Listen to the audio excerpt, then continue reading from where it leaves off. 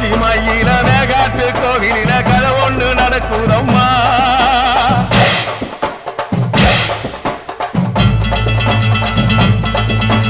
காட்டுப்புலி ஒண்ணு காயம் பட்டு போச்சே காரணம் யார் சொல்லம்மா.